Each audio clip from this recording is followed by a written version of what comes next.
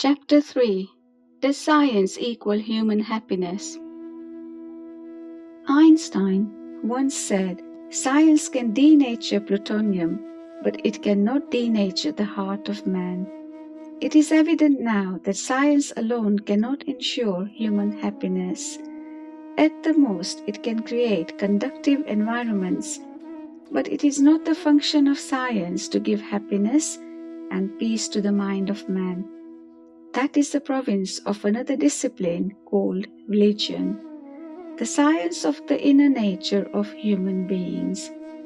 The 20th century has exposed the limitations of science, and scientists are now accepting that it is no longer the sole method of pursuing the truth, nor can it give us total knowledge.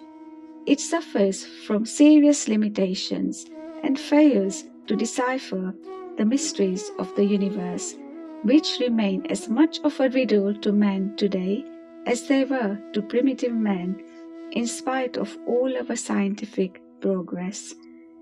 We have only just begun to scratch the surface. To sum it up, one scientist said that physical sciences have only extracted one incomprehensible from another incomprehensible. It is a logical fact that only a harmonious balance of the two great disciplines of science and religion can bring about an all-round expression of the human genius. In the 19th century, science as a system of rational investigation and verification stood against orthodox religion. Christianity, as practiced in Europe, was a set of dogmas, a frozen theology which people were made to believe.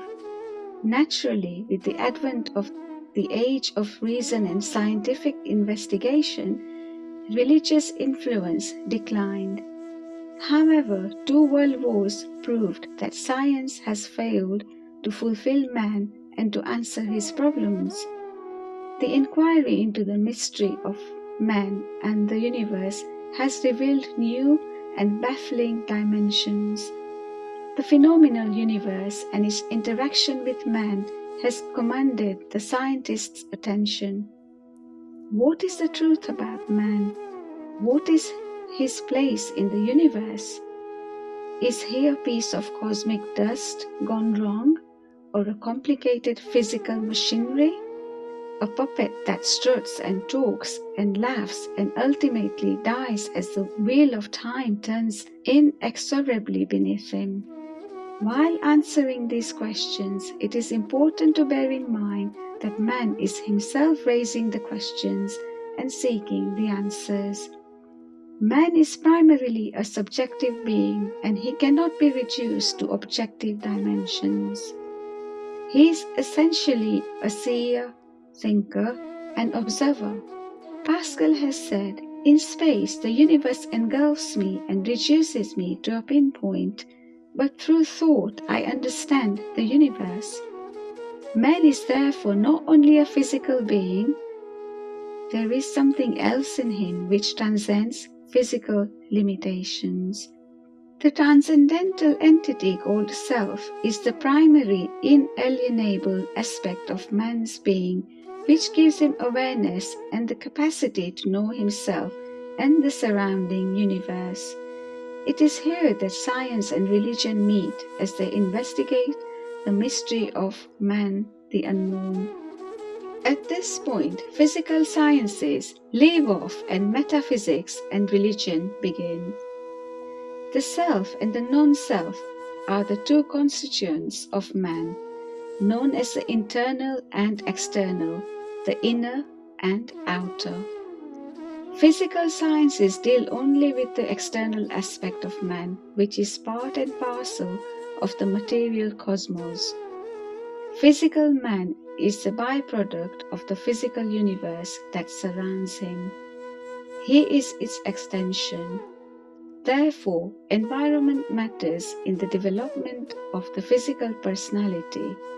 However, study of man's physical nature does not exhaust the range of his experience and is incomplete in itself.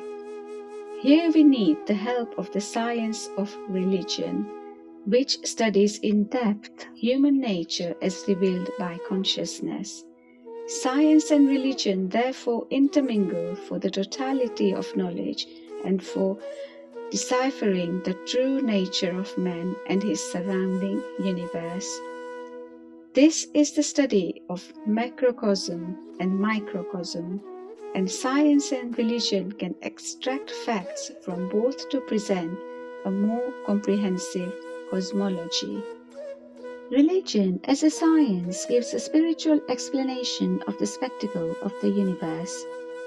During its thorough investigation of the phenomenal universe, science has come to the conclusion that behind this finite and changing panorama of forms, there is a totality of life which is not comprehensible to the senses and intellect, and also cannot be deciphered by even the most delicate and sophisticated instruments of modern science.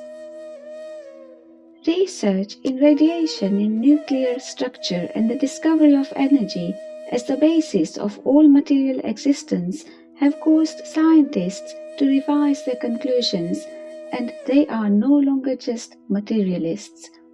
They do not consider matter to be the ultimate reality any longer. Many refuse to be dubbed materialists because they have recognized that matter is only the appearance of things and not the reality. Physical sciences have only studied the appearances and structure of things, but not their content or essence. And it is here that religion comes in.